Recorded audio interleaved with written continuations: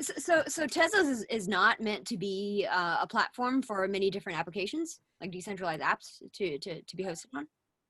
I mean, we can't really control who builds on the open source software, but we can tell you what we've been thinking about for the last 5 years, and it's pretty firmly like, you know, trying to be money, right? And not so much being like a Dapp store or whatever, like whatever other I guess image has been conjured. I think you don't want to close doors that you don't have to.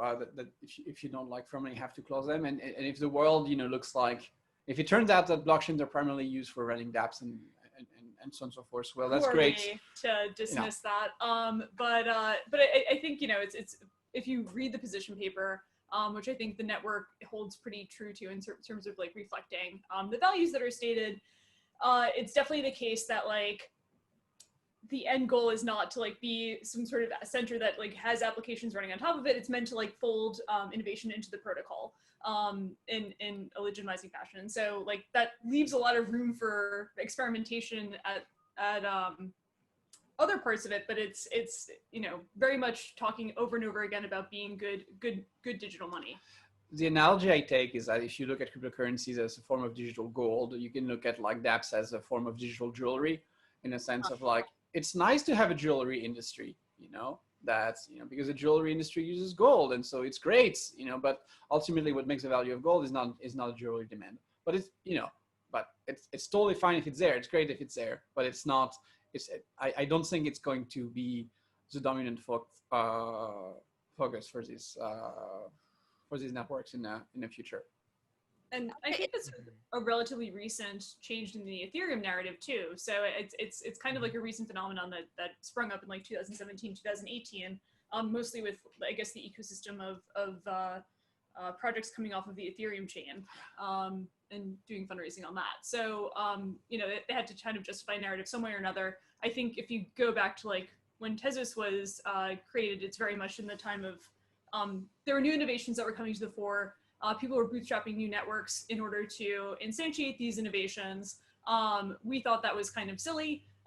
We thought, wouldn't it be better if you were just able to fold these innovations into the protocol and make, you know, I guess, build on the network effects that these existing protocols had, right? So that's very much like the spirit of what we're coming in from, not necessarily like, oh, look, we can have this base layer that has all these applications running on top of it. Wouldn't that be great? Though, again, like we've been wrong about enough things, and I think like the Tezos position paper, you know, leaves room for applications. It just like wasn't in the, it wasn't what inspired the project, and so it's kind of like a very interesting goalpost to be measured against, because it's very clearly not what we had in mind when the software was being built. So when you explain it that way, what I'm thinking of is like the innovations that come out of the space, such as like, you know, I don't know, zero knowledge proofs or scaling mechanisms, like rollups or BLS signatures or whatever it is, that gets folded into the protocol, but not necessarily having like a specific decentralized app that is hosted on your chain. I mean, I think there can be a lot of decentralized apps that can be hosted on the chain, and I think if people want to do that, that's completely fine. I honestly think a lot of these things are going to move to layer 2 for many DApps. It makes sense to, you know, maybe run some chain and then, you know, checkpoint it or use the shared security from the main chain. Maybe it makes sense to use something like Plasma. Maybe it makes sense to use something like state channels. I think that's for a lot of cases, that's fine. A lot of reasons you see like dApps on chain is frankly out of convenience, because it was easy for people to open up a Solidity editor and write something. And I don't think that those people are necessarily going to start saying like, oh, I know, I'll write it for a shard and I'll deal with all the shard communication issues. I don't think we're going to see that. And it's also, look, you pay an enormous cost for these blockchains. They're complicated, they're slow. Even the fast, high throughput one, they're still, like, compared to a centralized solution, they're very, very slow. And so you're buying something, and primarily what you're buying is censorship resistance.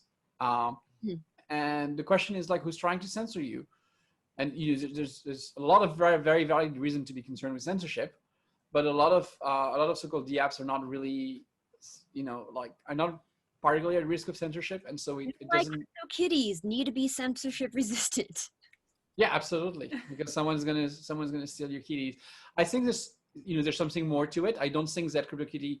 I think that CryptoKitty would lose what it is if it were completely centralized, but I also don't think it needs to be like hosted on the main chain on layer one. I don't think that makes a lot of Well, sense. I mean, we could even look at like my construction for Coast is like very much using just the economics of a game that we're building and putting it on the blockchain and not like making every transaction, posted to the blockchain because it's just not necessary.